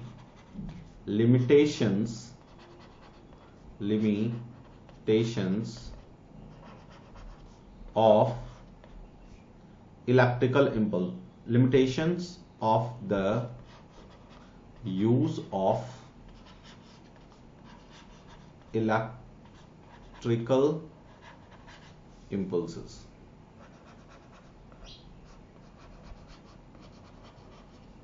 बहुत ही इंपॉर्टेंट क्वेश्चन है, ठीक है। सुनो, देखो, इलेक्ट्रिकल इंपल्स है तो बहुत ही फास्ट। इलेक्ट्रिकल इंपल्स सिंपल सी बात है, फास्ट होगा ही, इलेक्ट्रोमैग्नेटिक वेव की का स्पीड है इसका, तो it is fast, no doubt. Chemical जो इंपल्सेस है उससे फास्ट कैरी करता है इंफॉर्मेशन को। लेकिन इसमें प्रॉब्लम क्या है? दो प्रॉब्लम है। एक तो यदि एक बार इलेक्ट्रिकल इंपल्स एक न्यूरॉन में चला गया, सेंसरी न्यूरॉन में, तो दूसरा इंफॉर्मेशन जाने के लिए ना पहले वेट करना पड़ेगा। जब तक पहला इंफॉर्मेशन पूरा पास नहीं हो जाएगा तब तक दूसरा इंफॉर्मेशन नहीं जा पाएगा, ठीक है ना। तो पहले एक इंफॉर्मेशन पूरा जाएगा फिर दूसरा इंफॉर्मेशन जाएगा, तो मल्टीपल इंफॉर्मेशन को ये कैरी नहीं कर सकता, ठीक है ना।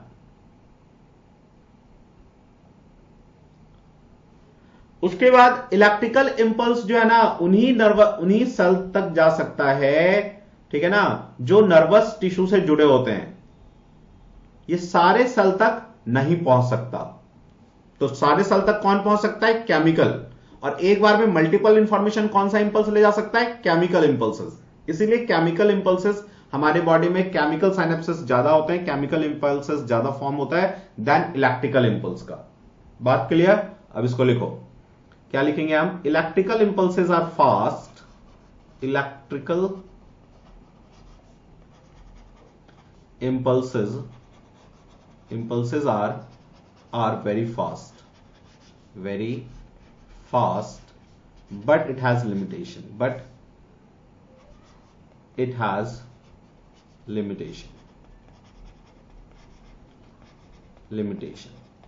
अब क्या लिमिटेशन है? तो फर्स्ट पॉइंट क्या? The electrical impulse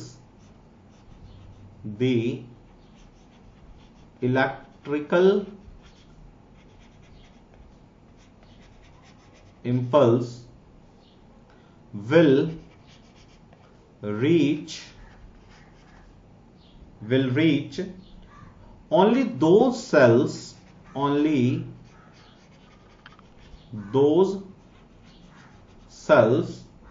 that are connected by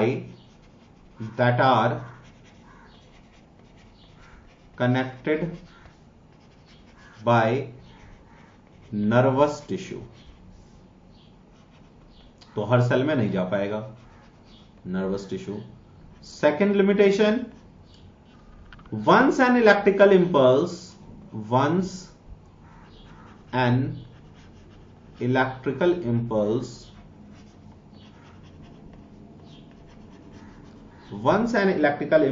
is generated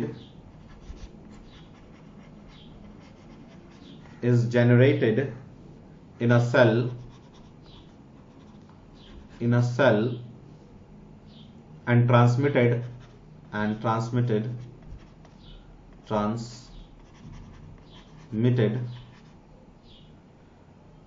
the cell will take some time to reset। The cell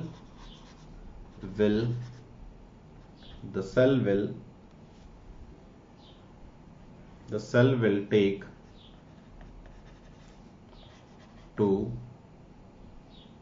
some time to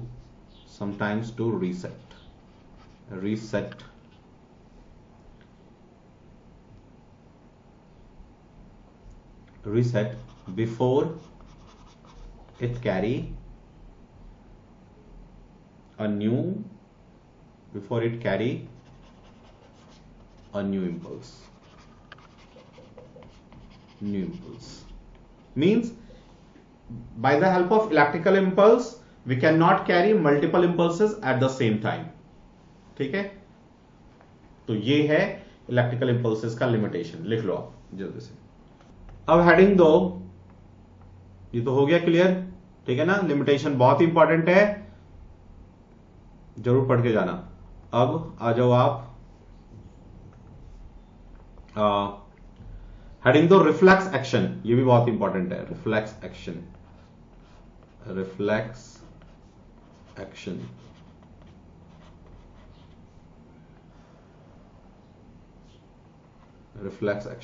ठीक है ना। तो रिफ्लेक्स एक्शन क्या है? हम लोग क्या करते हैं, पहले इसका जो है इसको लिख लेते हैं। देखो होता क्या है कि जब आप किसी इमरजेंसी में होते हो, मान लो आपका पैर जो है ना अचानक से किसी गर्म चीज में चिपक गया, तो आपका पैर अपने आप जल्दी से ऑटोमेटिकली हट जाता है ना। एक क्विक रिएक्शन होता है, that is called reflex action, ठीक है। और इसका एक डायग्राम बनाएंगे। तो रिफ्लेक्स एक्शन जैसे कैरी होता है ना, that path is called reflex arc, उसको हम रिफ्लेक्स आर्क कहते हैं, ठीक है ना। तो यदि रिफ्लेक्स एक्शन आ जाए, रिफ्लेक्स आर्क आ जाए, आप चीज यही लिखोगे, डायग्राम भी यही बनाओगे, ठीक है ना। कोई डिफरेंस नहीं है कि रिफ्लेक्स एक्शन और रिफ्लेक्स आर्क में, बस रिफ्लेक्स आर्क क्या है, जो रिफ्लेक्स एक्शन कैरी होता है ना, उसका पाथ है वो, उसके पाथ को हम रिफ्लेक्स आर्क कहते हैं, रिफ्लेक्स एक्शन के पाथ को, ठीक है। तो हम लिखते हैं फर्स्ट पॉइंट। तो फर्स्ट पॉइंट लिखेंगे, reflex action is a automatic and rapid response to a stimulus.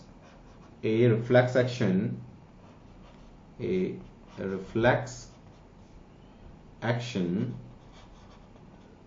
a reflex action is an automatic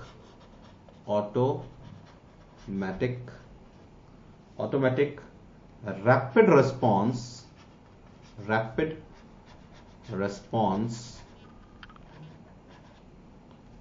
to a stimulus, to a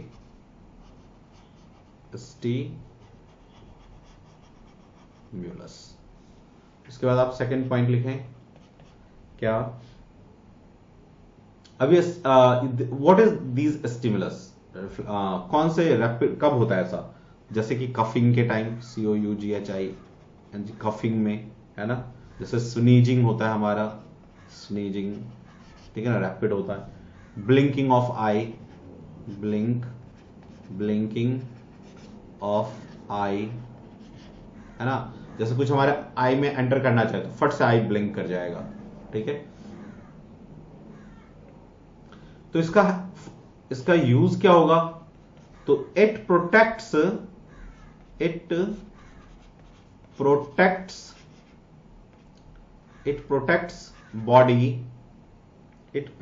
body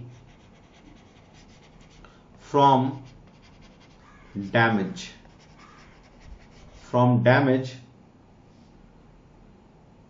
ठीक है, damage in some emergency condition.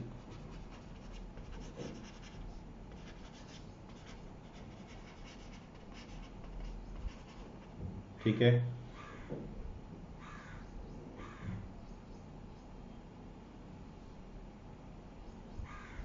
अब इसमें इसका pathway क्या है, तो reflex action में क्या होगा, हमारा सेंसरी न्यूरॉन जो है इंफॉर्मेशन ले जाएगा हमारे स्पाइनल कॉर्ड को, और स्पाइनल कॉर्ड से सीधा मोटर न्यूरॉन जो है ना अफेक्ट कर देगा। मतलब ब्रेन का इन्वॉल्वमेंट रिफ्लेक्स एक्शन में नहीं होता। तो हम क्या कहेंगे, reflex action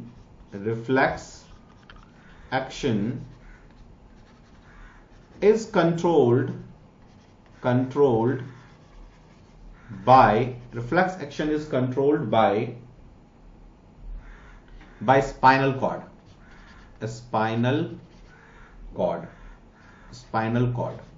right, spinal cord. Brain is not involve, क्योंकि ये टाइम ले लेगा। Brain is not involve,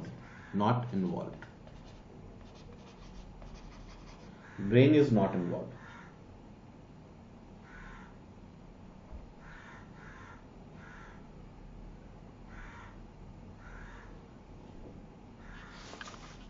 Brain is not involved.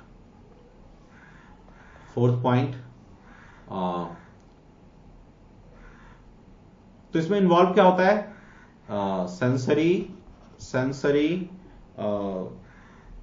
The message pass through, ऐसे लिखेंगे, द इंफॉर्मेशन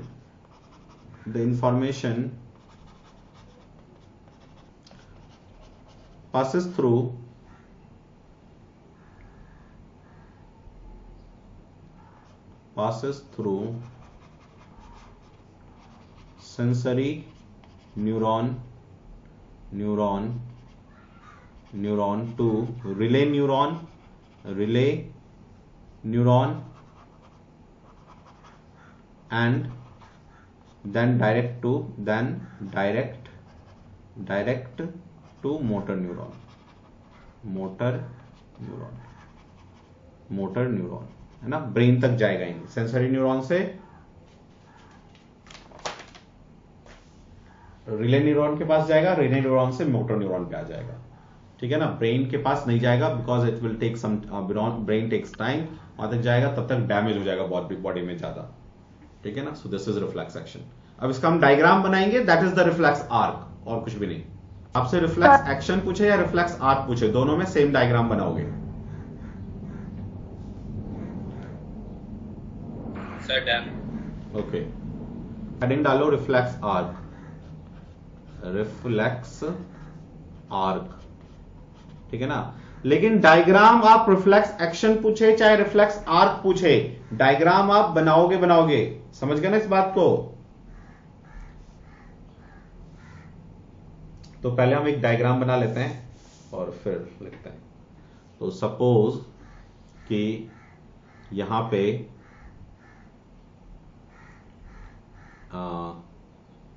हमारा जो है एक नेल रखा हुआ है,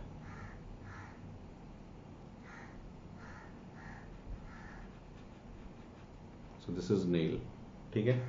इस नेल में जो है ना आपका जो है ना फिंगर लग गया,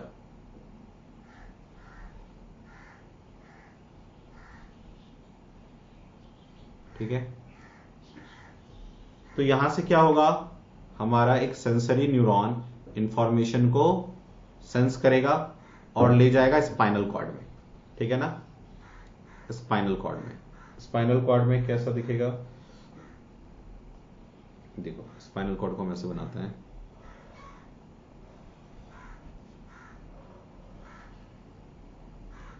स्पाइनल कॉर्ड, ठीक है। और यहां पे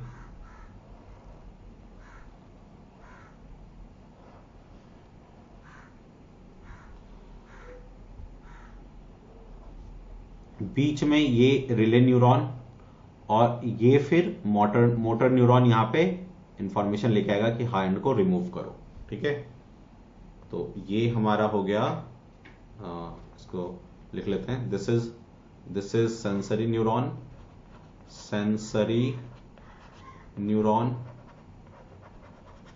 this is motor neuron, and जो ये वाला है इसको हम कहेंगे क्या, relay neuron,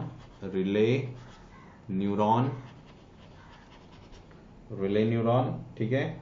and this is spinal cord,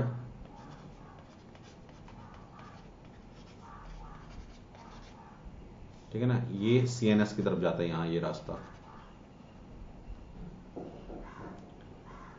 और यहां पे क्या होगा, ये इफेक्टर मसल्स पे ले जाएगा, ये रिसेप्टर मसल्स, यहां पे हम लिख लेते हैं रिसेप्टर मसल, रिसेप्टर, और ये क्या है, इफेक्टर, ठीक है। और ये क्या है, नील, ठीक है। सो this is the reflex arc, draw कर लो। ओके, अब इसके बारे में लिख लेते हैं हम लोग। तो फर्स्ट पॉइंट लिखो रिफ्लेक्स आर्क का, इसे नीचे लिखना स्टार्ट करना। तो क्या लिखेंगे, the path taken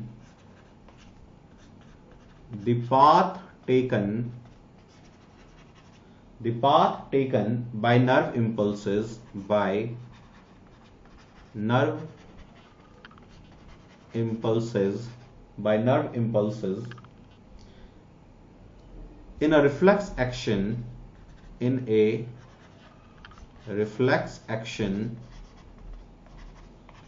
is called reflex arc, ठीक है। Second point, it is formed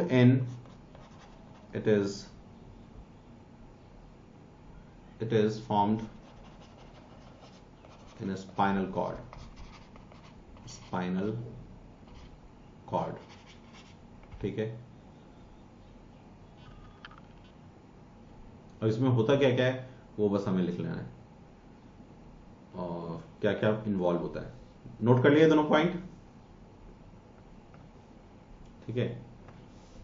अब इसमें इन्वॉल्व क्या क्या होता है तो हम लोग वो लिख लेते हैं, रिफ्लेक्स आर्क आर्क इन्वॉल्व्स। तो क्या क्या इन्वॉल्व हुआ था इसमें? सबसे पहला हमारा सेंस ऑर्गन, यानी जो सेंसरी न्यूरॉन तक ले जाएगा इंफॉर्मेशन, तो सेंस ऑर्गन्स। ये क्या करता है? रिसीव इंफॉर्मेशन, रिसीव स्टिमुलस, ठीक है ना। फिर दूसरा क्या है? Sensory neuron. कभी तुमसे पूछ ले, एफरंट न्यूरॉन भी कहते हैं इसको, एफरंट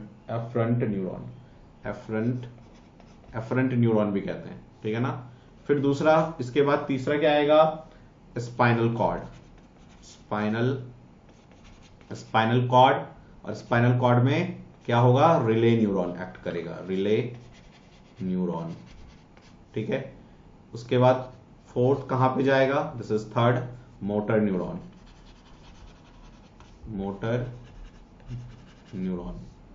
उसके बाद फिफ्थ कहां पे जाएगा? मोटर न्यूरॉन को ना इफरेंट भी कहते हैं, इफरेंट न्यूरॉन, ठीक है ना, याद रखना, कहीं एफरेंट पूछ दे, ठीक है ना। उसके बाद ये जाएगा इफेक्टर के पास। इफेक्टर क्या करेगा? या मसल्स, उसको हटा लेगा, मसल्स, ठीक है। सो this is the reflex action. Reflex arc में क्या क्या होता है, ठीक है। तो आपसे रिफ्लेक्स एक्शन यदि 1 मार्क्स का पूछता है तब तो बस आप वो जो सेंटेंस मैंने बताया बस सेंटेंस फॉर्म में लिख देना। यदि आपको 2 मार्क में पूछ लेता है तो थोड़ा डायग्राम बना देना, ठीक है ना। और यदि आपसे सीधा बस ये पूछता है व्हाट इज रिफ्लेक्स आर्क, तो आप डायग्राम बनाना, रिफ्लेक्स आर्क के बारे में लिखना, ये क्या क्या इन्वॉल्वमेंट है ये लिख देना, ठीक है। चाहो तो एक फ्लो चार्ट है वो भी बना देना, फ्लो चार्ट में अभी बनाता हूं, पहले आप इसको लिख लो। क्या क्या इन्वॉल्व है? सेंस ऑर्गन जो इंफॉर्मेशन को रिसीव करेगा, sensory information which carries information to the spinal cord, then spinal cord process करेगा, रिले न्यूरॉन के थ्रू मोटर न्यूरॉन में आएगा, motor neuron will take the action to the effector and then effector remove the muscle, है ना, वहां से muscle को remove कर लेगा, हटा लेगा, ठीक है ना। इसी को फ्लो चार्ट के फॉर्म में 4-5 लाइन में हमें लिख देना है। तो आप पहले इसको नोट कर लो। देखो, तो एक छोटा सा फ्लो चार्ट बना लेते हैं हम लोग। देखो क्या, पहले स्टिमुलस आया, हमारे बॉडी को लगा, सेंस ऑर्गन को स्टिमुलस, ठीक है ना। तो स्टिमुलस कहां पे गया? सेंस ऑर्गन में चला गया, यानी रिसेप्टर्स कहते हैं सेंस ऑर्गन को, रिसेप्टर्स के बाद क्या हुआ? इंफॉर्मेशन गया कहां पे? सेंसरी नर्व को, न्यूरॉन को, सेंसरी न्यूरॉन को। सेंसरी न्यूरॉन ने इसको किसको दे दिया? स्पाइनल कॉर्ड को, स्पाइनल कॉर्ड। और स्पाइनल कॉर्ड में ही रहता है वो क्या, अपना रिले न्यूरॉन। फिर वो किसको देगा इंफॉर्मेशन कि क्या करना है? मोटर न्यूरॉन को, ठीक है ना। मोटर न्यूरॉन क्या करेगा? ये इंफॉर्मेशन कैरी करेगा कहां तक? मसल्स या इफेक्टर तक। इफेक्टर कह दो, मसल कह दो, ग्लैंड के फॉर्म में, जब ग्लैंड को कोई इंफॉर्मेशन देगा तो उस ग्लैंड में चला जाएगा। ये तो मसल एक हम ले रहे हैं एग्जांपल, कहीं भी ग्लैंड्स में भी जाता है, रिफ्लेक्स एक्शन होता है, हर जगह होता है, ठीक है ना। जैसे आप क्या होगा, आप जैसे आप बैठे हो आराम से, चल रहे हो, आप दौड़ नहीं सकते, एनर्जी बहुत कम है, और वहीं पीछे जो आपके ना एक सांड पड़ जाए, तो देखो आप कैसे तेजी से भागोगे, कैसे? तो जो आपका मोटर न्यूरॉन है वो क्या करता है, आपके ग्लैंड, कौन सा ग्लैंड? एड्रीनलिन एक ग्लैंड होता है, उसको इफेक्ट करेगा, वो जल्दी से ना आपके ब्लड प्रेशर को इंक्रीज करेगा, जो आपको एनर्जी देगा भागने के लिए, ठीक है। अच्छा, उसके बाद ये कहां पे आ जाएगा? इफेक्टर के बाद ये क्या करेगा? एक्शन करेगा, रिस्पॉन्स करेगा, action. So this is the reflex action,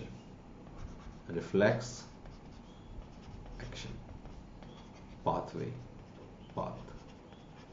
So this is the reflex action pathway. ठीक है, या फ्लो चार्ट यदि पाथवे ऐसे बना दोगे और डायग्राम बना दोगे तो भी हो जाएगा। थोड़ा सा बस रिफ्लेक्स एक्शन लिख देना, it is the quick and rapid response to the stimulus by the spinal cord, ठीक है। अच्छा, एक ना यूजर्स पूछ सकता है आपसे, what is the uses of reflex action, importance of reflex action. तो इंपॉर्टेंस जो है ना मैं लिख देता हूं, 3 इंपॉर्टेंस है। इंपॉर्टेंस ऑफ रिफ्लेक्स एक्शन, वैसे हम लिख भी चुके हैं उसमें रिफ्लेक्स एक्शन में, लेकिन फिर भी एक बार फिर से लिख लेते हैं रिफ्लेक्स एक्शन की इंपॉर्टेंस। क्या? It gives immediate response, it gives immediate response, पहला रिस्पॉन्स, ठीक है ना। दूसरा, ब्रेन के ओवरलोडिंग को कम करता है, नहीं तो ब्रेन में बार बार इंफॉर्मेशन जाएगा तो ब्रेन थक जाएगा। इट डिक्रीज या reduces, it reduces overloading of brain, overloading of brain, ठीक है। और थर्ड, बॉडी का सर्वाइवल चांस बढ़ाता है इमरजेंसी में। It increases survival chances, survival chances of an organism का सर्वाइवल चांस को इंक्रीज कर देगा ये, ठीक है ना। तो आज इस क्लास में ना इतना तक रहने देते हैं। कल हम लोग जो है ना स्पाइनल कॉर्ड, क्योंकि आज शाम में अब मेरी क्लास जो है ना 12 बजे से स्टार्ट होगा, तो फिर रात में 10 बजे तक 10:30 बजे तक चलता रहेगा, ठीक है। फिर मुझे घर आते हुए 1 बज जाएगा, 10:30 मतलब 11:30 12 बज जाता है आते आते, ठीक है। तो आज हम लोग इतना ही कर पाएंगे। फिर हम लोग कल जो है ना हम लोग सारे इसके हार्मोन्स के बारे में लिख लेंगे। प्लांट हार्मोन, ब्रेन को लिखेंगे, ब्रेन के फंक्शंस को लिखेंगे, ठीक है ना। तो वो लग जाएगा 10 से 15 मिनट। 10 से 15 मिनट लगेगा प्लांट हार्मोन में और 10 से 15 मिनट एनिमल हार्मोन में। मतलब कल 1 घंटे में ना ये चैप्टर खत्म हो जाएगा। और उसके बाद हम लोग क्या करेंगे कि स्टार्ट कर देंगे अपना रिप्रोडक्शन चैप्टर, ओके। तो कल हम लोग जो है नेक्स्ट मींस क्लास में हम लोग स्टार्ट करेंगे brain hormones, animal hormones and plant hormones. Plant hormones और एनिमल हार्मोन्स बहुत इंपॉर्टेंट है, क्वेश्चन भर भर के बोर्ड में आता है यहां से, ठीक है ना।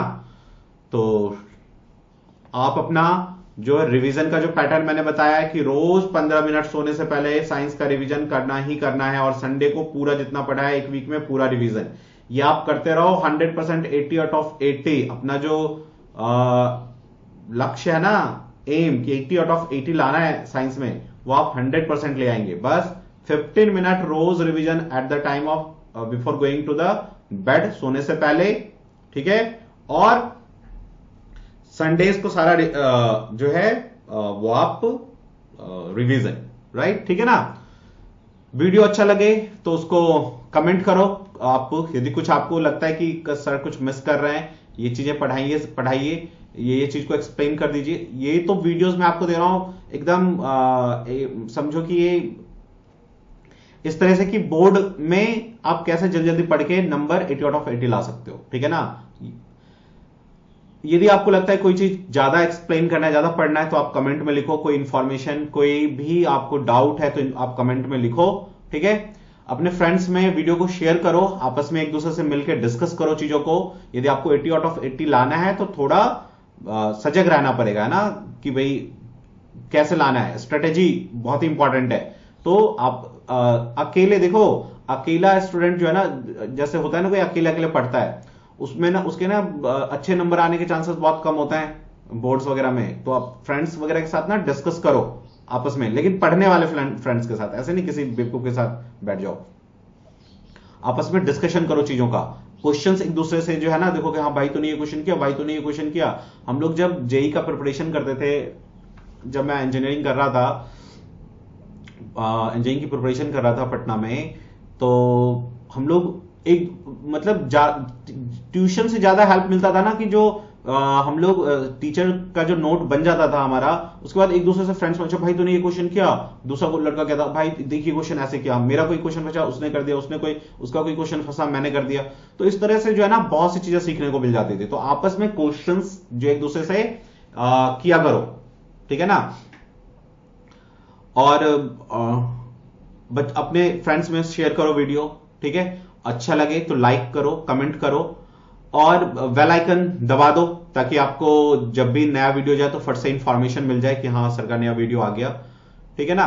तो प्रॉपर एक टाइम बनाओ, प्रॉपर नोट्स बनाओ। साइंस के लिए जो मैंने कहा ना 400 पेजेस का कॉपी लो और प्रॉपर नोट्स बनाओ, प्रॉपर तरीके से पढ़ो। ठीक है। तो जो अपना एम है 80 आउट ऑफ 80 वही आपको दिखना चाहिए अर्जुन की तरह, और 100% 80 आउट ऑफ 80 आएगा। ओके। तो मिलते हैं नेक्स्ट क्लास में, तब तक के लिए जय हिंद, जय भारत।